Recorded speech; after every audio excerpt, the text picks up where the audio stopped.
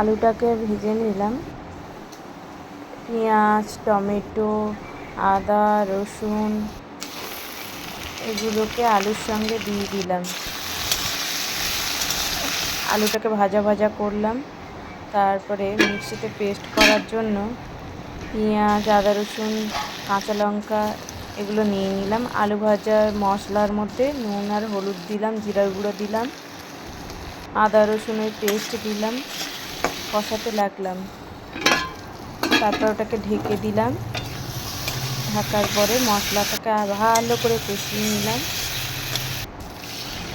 কষিয়ে নেওয়ার পরে জল দিয়ে দিলাম।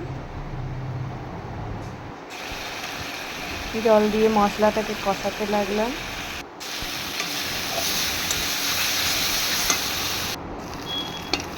মশলাটা কষা হয়ে গিয়েছে। এবার মটর, ছোলা এগুলো দিয়ে দিলাম। এগুলো দিয়ে ভালো করে কষিয়ে নিলাম। তারপর জল দিলাম, দিয়ে ঢেকে দিলাম। একটু চিনি দিয়ে দিলাম, একটু গরম মশলার গুঁড়ো দিয়ে দিলাম। ব্যাস কমপ্লিট।